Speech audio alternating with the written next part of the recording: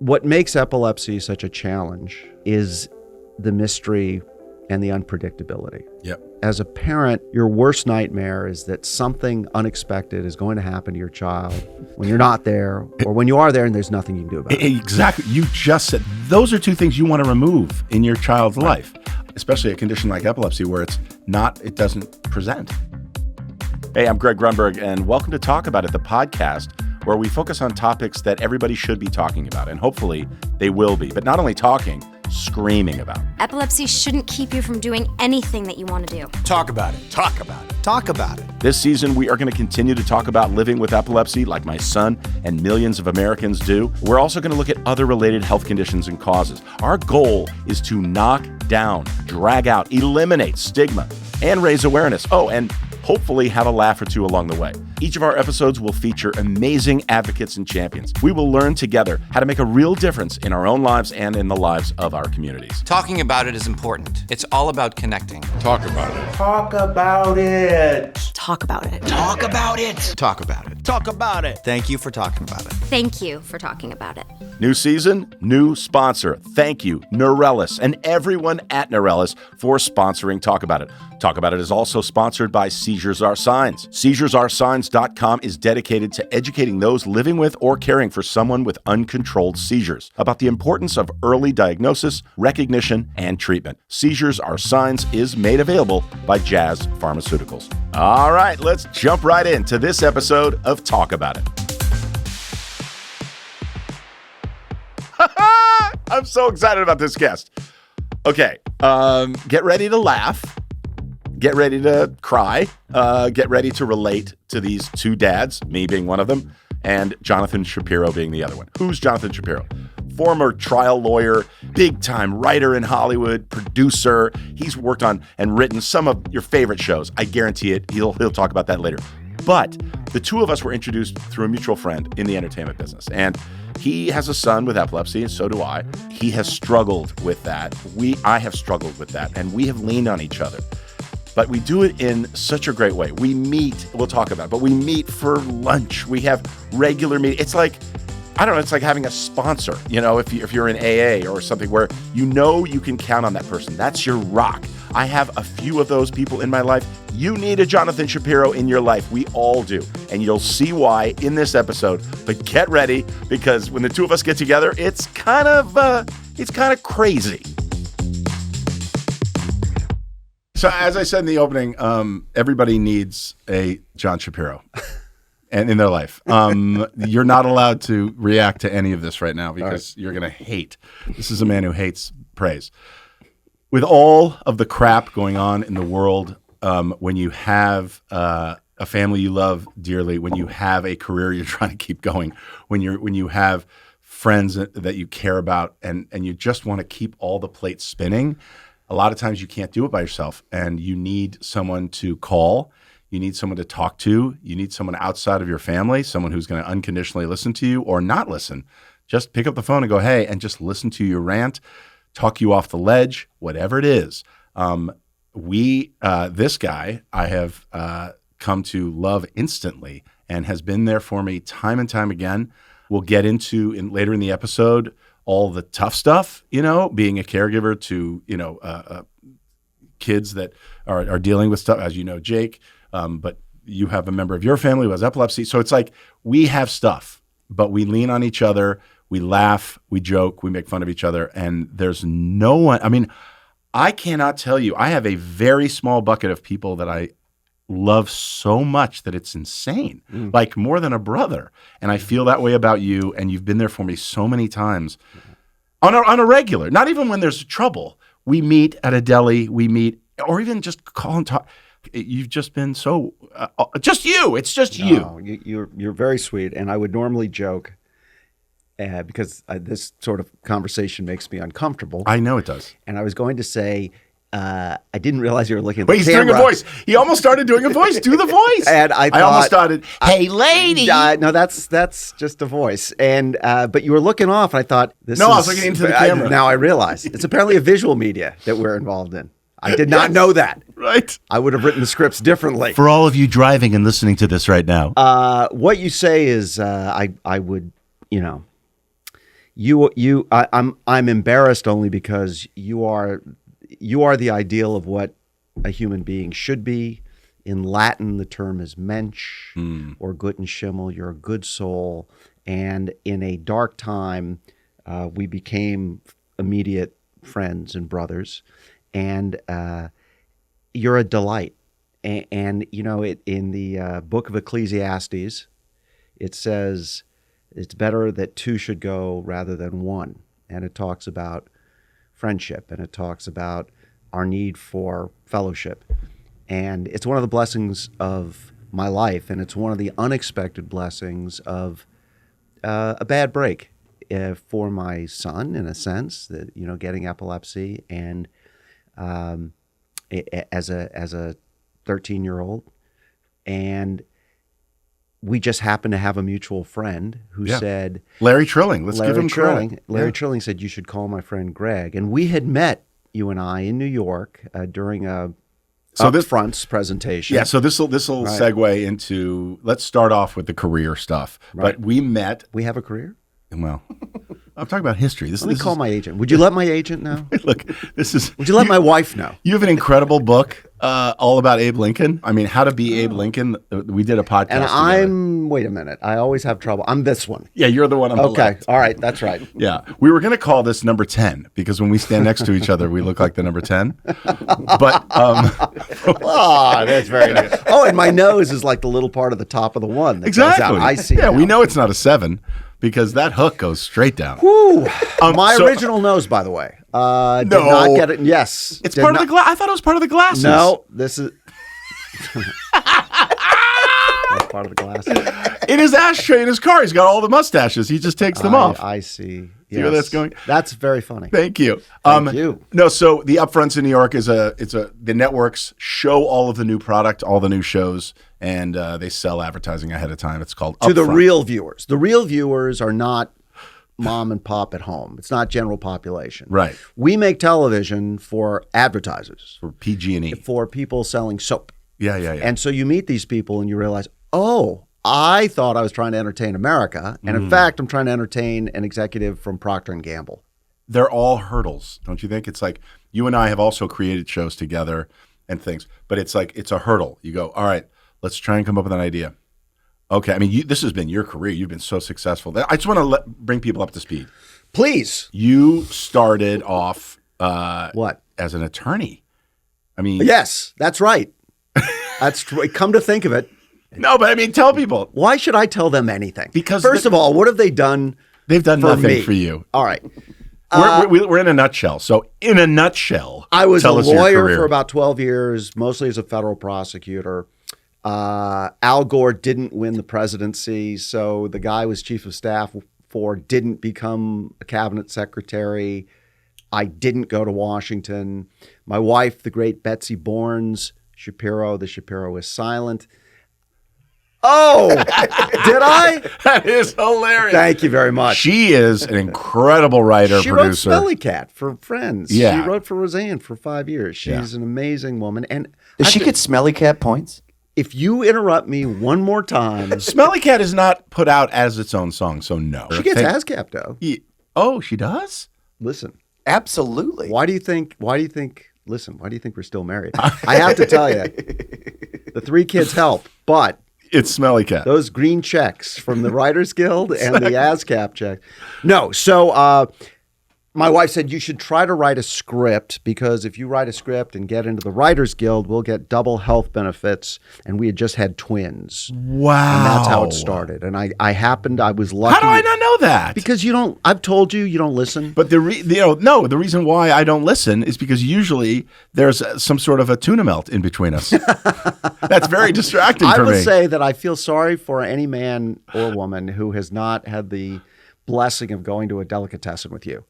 It is swimming with the dolphins, walking on the moon, going to a deli with Greg Grunberg. It is to go on a savannah in a safari and see the gazelles caper. To see the natural joy of a living thing in its niche, right? Enjoying the fullness of existence. You know what's funny? We have lunch and we go to a deli. Oh my God, Uncle Bernie's, Sure. in Encino, and I talk at a normal volume, and now I'm realizing why you whisper like this, as if you're watching somebody in the Serengeti, because you watch me eat, like I'm on some sort of migration. How often have I spooked you where I'll raise my voice and you'll rush into the restroom, and then we have to wait, and then we have to lure you out with pickles and maybe bagel chips, and we get you back in the chair, and then you're free. Yeah. And you can, in my mind, watching you eat a pastrami sandwich, I hear the soundtrack of Born Free,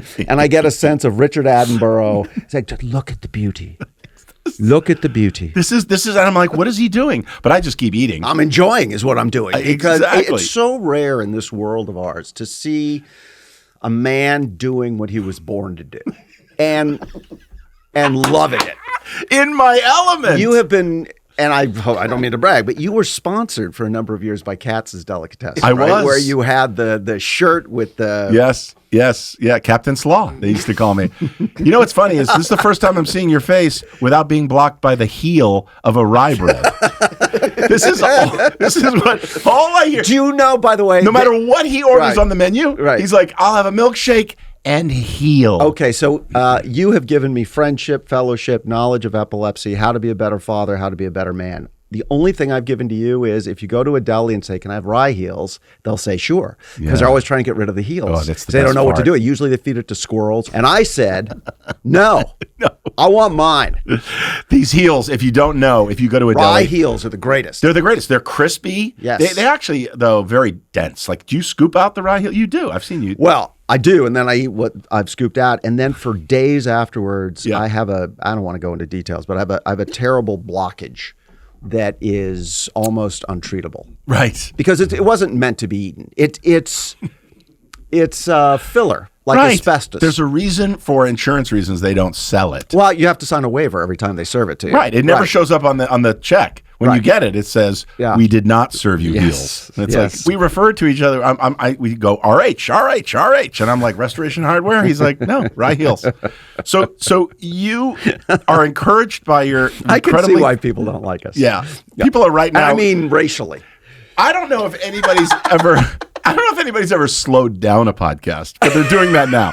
Usually you speed it up because you're like, I gotta slow this down. This is because we haven't seen each other for a while. No, it happens all the time. It does. This happens all the time. And this is usually with I'm not going to say because I don't want to offend, but there's a woman standing at the end of the table like this. Yes. When are you going to give me your order and stop joking? We have with a each waitress not at Uncle Bernie's. Let's pretend You it's know not how at I was Uncle Bernie's. about to refer to her. But I believe the woman was a prison matron prior to this job. Yeah. And she's very personable as a prison matron. Yeah. As a waitress, she violates the Geneva Convention. She is does. And she seems to always be imitating Carol Burnett leaning on a broom. She hates us. She does. So yes. Betsy encourages you to write a script. What was the first script that you wrote? So I got lucky, and I got a meeting with David E. Kelley, the greatest writer in television, in my opinion. Besides J.J. Abrams? Go ahead. I don't want to fight about it. Kelly's taller. And anyway, and he said, did anything funny ever happen to you as a trial lawyer? And I told him a story, and he said, that's funny. And then that was the end of the meeting. And so my agent called and said, how'd it go? I said, I don't really understand or speak Gentile, so I don't know. He said, well, he hired you. And that was the beginning of my career. We've done 11 shows together, and I've done my own shows. And we sold a pilot to CBS that we would love to perform for the people and with hand puppets. Exactly. If they would like to invite us to the... And when we come back, we'll read from chapter 1 of Bodie, the unsold pilot. No, sold pilot. Sold unmade, pilot, unmade. Unmade pilot, Unmade yes. pilot, yes. yeah. But okay, so that's incredible. Well, not really. I want to touch on real quick, and then when we come back after the break, we'll talk about... You have sponsors for this thing? Oh, yeah. Wow. Yes, we do. But we go to interstitials, we call them. So we'll talk about this, and then we'll do an interstitial, something really, really fun. Don't cut this out. Got it. Yep. Well, for the newer audience, because I bring my own audience, so there'll be millions of people. This will be the first time they've heard this or seen this. When you are, as a creative, I just find it I know I'm shifting gears here, but as a creative, and we're going to do a whole episode on this, and we're going to do a summit on this too with other showrunners. When there's subject matter, since you are part of the epilepsy community, when there's subject matter about cancer or any kind of a condition, I know you do a lot of research, but there are some times where you have to be offended watching other stuff going, all they had to do was a little bit of research on what a seizure looks like. And I'm in a constant state of offense. I'm offended by everything. Yeah. And it's not getting better. So I don't begrudge people who are able to produce something that isn't true and yet is entertaining. And I try not to be too persnickety, if I can use that term. I'm the same way. Because I know how hard it is. You talked about obstacles. I know how hard it is to produce what we do. It's very hard. And so you want to give grace to people. But in my experience, it's always better if it's accurate. Mm-hmm. It's always, even if the audience doesn't know the exact accuracy of the terminology, they can sense it, they can feel it. The reason why they trust their doctor when they're talking about epilepsy is because the doctor is speaking hopefully in ways that we can understand, but conveying the credibility that he's actually studied this issue and knows it better than I do. Yeah. And so I think that people who don't do research and understand what they're writing about are actually not doing themselves a favor. They're creating a cheaper product for themselves. I agree. And I think ultimately, because they do that usually to serve story, because they're like, oh, we just got to get the information, the basics. But it always opens up more story and more interesting when you do tell the truth, when you do a little bit more research. Okay, we're going to go to break. When we come back, we'll talk about the personal stuff. We'll talk about how we're affected, and we're fathers. You know, we're both fathers of kids that have epilepsy, and how your son turned to comedy to deal with it, which I think is just brilliant. I love your family, and Zeke is just a genius, and how my son just doesn't let it stop him, and he kicks ass when it comes to it. So we'll be right back. Coming up on Talk About It. One has to, and you taught me this, develop a new relationship with fear.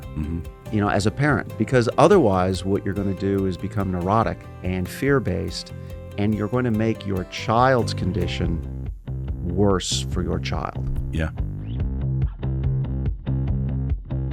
I just wanted to pop out for a second while we're talking about Hollywood and how diseases and conditions are represented, even causes are represented, possibly incorrectly because research hasn't been done, and someone will just write a joke about something without actually realizing the community that it affects. I'm not offended all the time, but when it does offend me, and this offended me, it was in an ad for a movie. I'm not going to say what, but it was like, you know, more people see the commercials for films than see the actual film. So I jumped on the phone and I called the producer, the director, and I said, hey, can you do something about this? And, you know, with a little back and forth, he agreed, and it was resolved. So take action. Like if you're in your community and you hear somebody say the wrong thing, you don't have to get mad at them, but just let them understand it. That's what Talk About It is all about, right? Talk about it. Don't be afraid to talk about it and teach someone something, because the ripple effect is incredible. All right, let's get back to the interview. What do you have as a reference? My reference is just everything that I brought to the experience of epilepsy was wrong.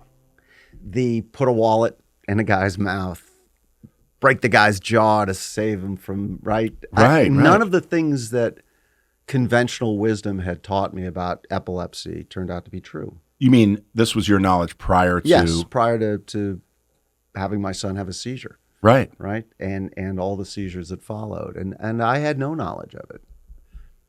And what I thought I knew was wrong.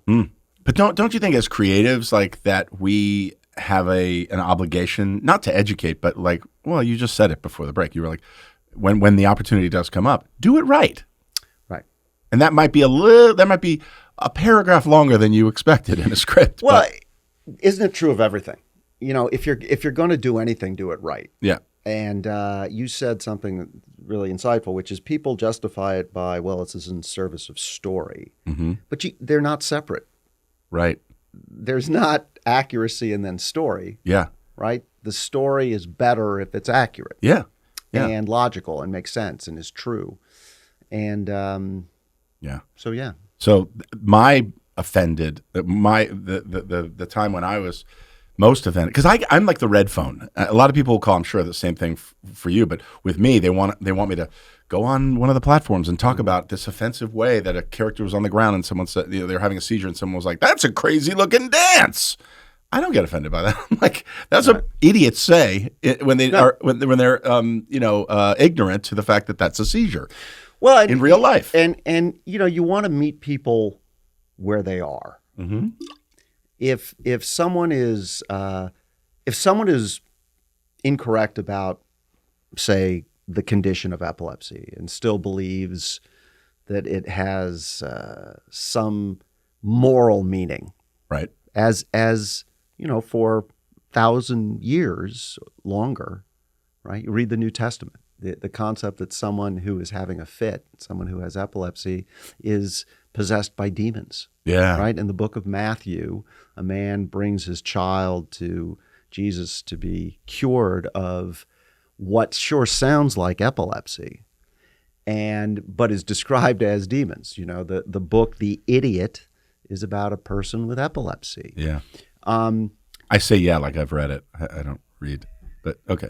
But you saw the movie with Laurel and Hardy. Yes, of course. I'm kidding. It's not a movie with Laurel and Hardy. But see, right there, I was being inaccurate, and I owe them. Yep. I owe the audience an apology. But I went along with it like I do everything. It's like, you've seen my movie. I'm like, yep, and I haven't. So I've come. It's taken me a long time to realize that providing accurate information is useful.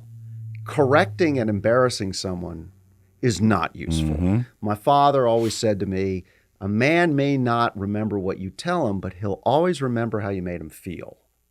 That's amazing. And so one thing I try to do is meet people where they are, so that if someone has information that's not accurate, and I happen to be, if I happen to possess what is accurate and factually accurate, not an opinion, but something that, like with epilepsy, has been scientifically proven, I have an obligation to share that in as welcoming and non-judgmental way as I can. Mm-hmm. And it says in the book of Proverbs, if you possess a good and it is in your power to share it, do so. Mm-hmm.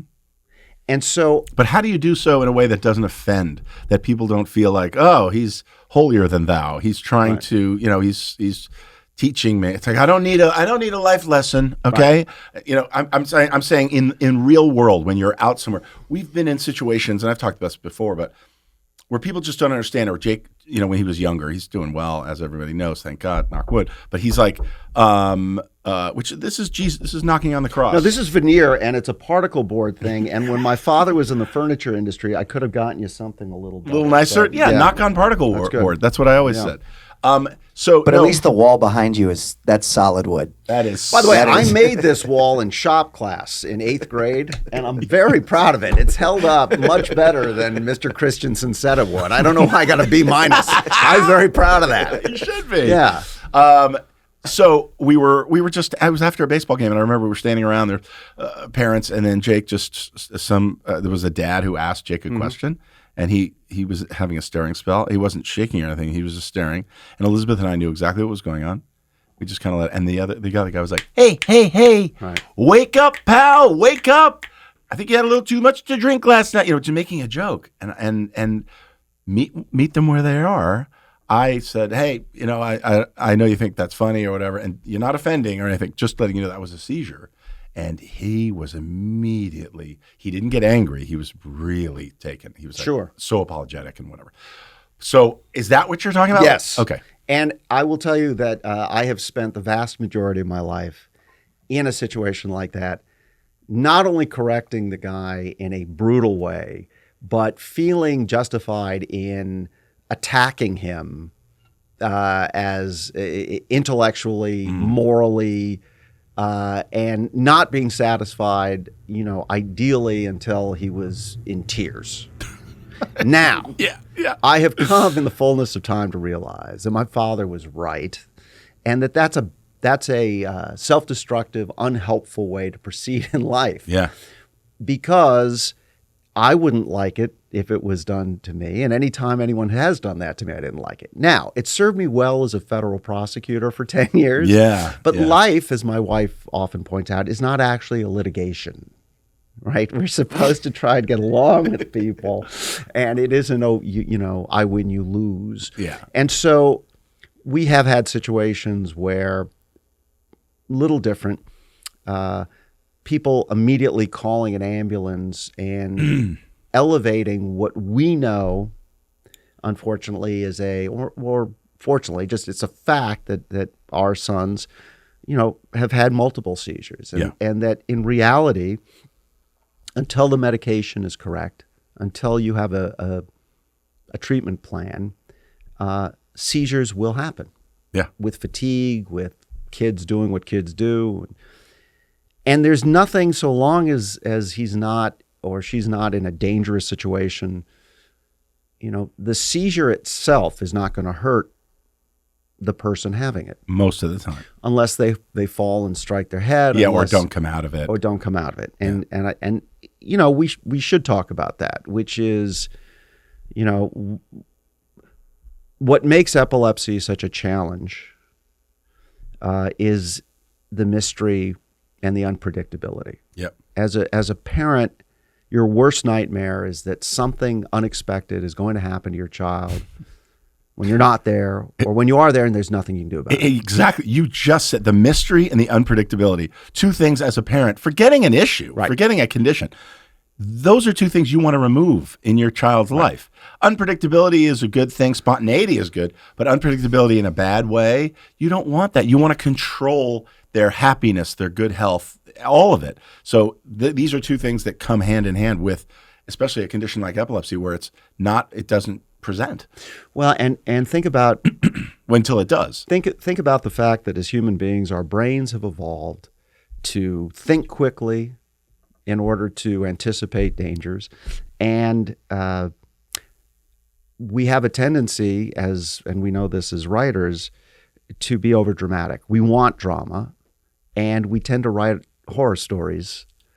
And when your kid has a condition, when you never know when it's going to strike, and it renders them utterly helpless, and even has within it the possibility of, unfortunately, death.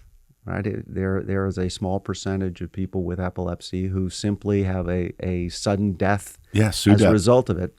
Yeah, one has to, and you taught me this, sort of develop a new relationship with fear.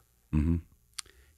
As a parent, because otherwise, what you're going to do is become neurotic and fear-based, and you're going to make your child's condition worse for your child. Yeah. Because, and I know we've talked about this, one of the hard things I think for my son, and I can't speak enough about the character of our two sons and the way they both handled this condition. Yeah, but I want to ask you, I'm going to cut you off. Right, please. Because your son, in my mind, did something so incredibly courageous. I alluded to it before the break, but he said, because he's so bright and sharp and funny and everything, and he loves boxing, and he's a commentator and this and that, but he said, I want to do stand-up comedy. Right. And then he did stand-up comedy, and he grabbed the mic and started talking about having epilepsy. In high school. Yeah, and then, the most vulnerable moment, when all you want to do is keep all of your deficiencies or all of the things that make you different to yourself. You don't want anybody to know you might have epilepsy. What did that do? Forgetting him, because Zeke I'll have on the show. What did it do to you? Like, how did you and Betsy handle that? Were you like encourage it immediately, or were you immediately going, you know what, you might want to not do? How did you react? I think somebody gave me a great piece of advice before I had kids, which is never take too much credit, never take too much blame.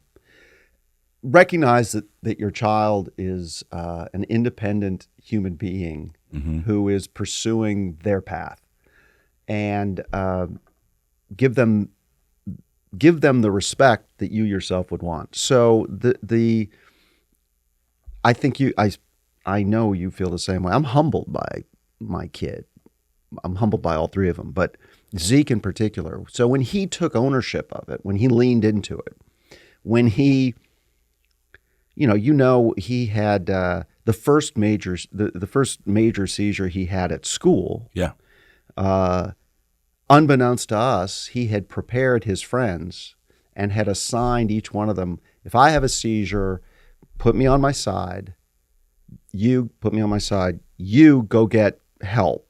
You grab my backpack, right?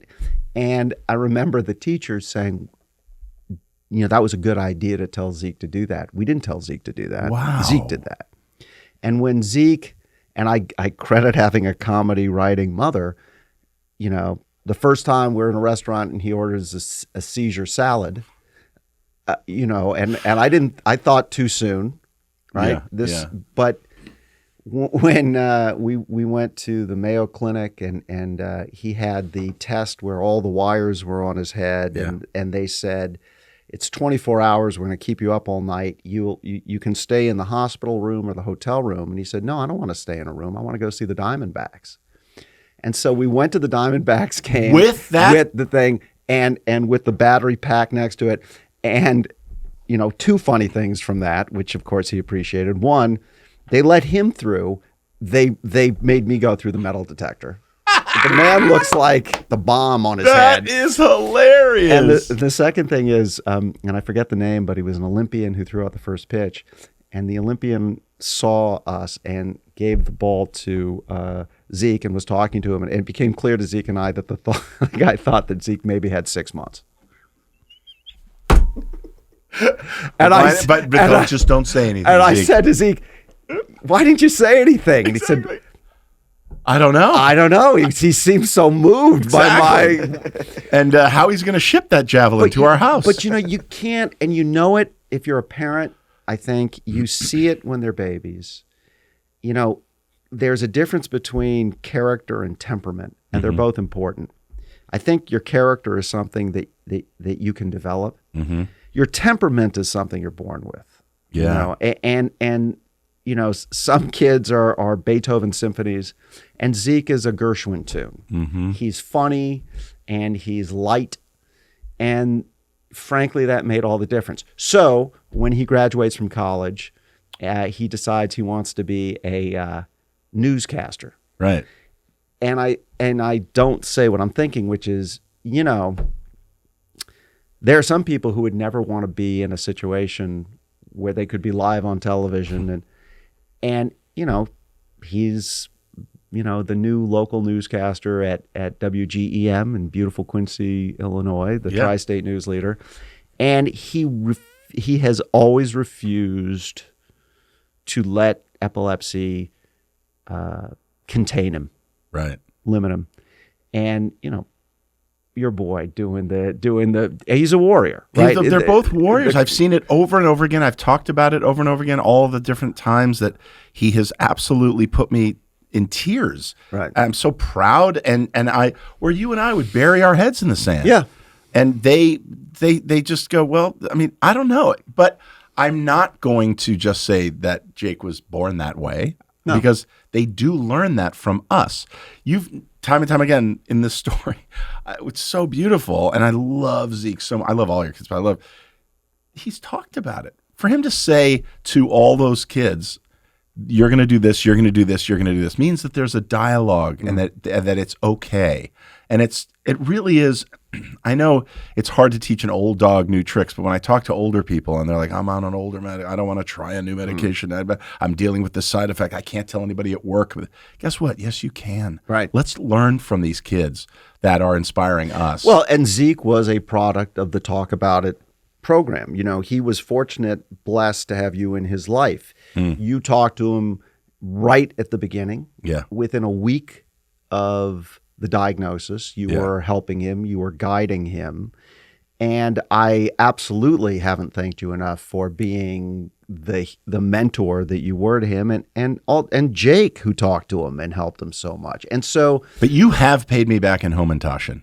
I will say this. Well- when we have lunch, here's the thing. You know, crocodile hands, before we wrap up here, I just want to say, most people have crocodile hands. Like, you have lunch with them, and it's like, oh, I can't find my wallet. I can't reach my wallet. You are like an octopus. Yeah, First, well, you put your hand over my head, well, throw me back, and go, you're not yes, paying, I'm paying. yes. You're a mensch. But I'm going to take care of the check. Not only that, I'm going to get you a bunch of pastries. So you said this is because of you. Let's talk about it. Okay? This is because of you. You should all have a friend like this in your life. like this. Or like this in your life. Yes. I have a couple of them. JJ, you know who you are, and others. And Nick. I mean, I do have friends. Phil, Ken. That's why I'm doing Talk About It with them. But I'm your least successful friend. It just occurred to me. I'm going through the list. I'm doing the IMDb. Yeah. I don't even rate. Look, if How exciting. You need friends that you can reach up and have them help you. It's But also also, important to have. Don't be a kiss up, kick down guy. You run the gamut. You cover the waterfront. Yes, I do. I feel better. I'm always there to hold you. High and low. Yeah. And I'm low. Yes, you are low. Yeah, I I tell got ya. friends in low places, and he's on the show. Thank you for coming on. I love you so Love much. you. And you'll be on future episodes, obviously, talking about this This more. will be the first show I've ever renewed on. This is fantastic. David Kelly. Who? Exactly. That's right. Greg Grunberg. You don't get paid, No, no. but you get paid in love.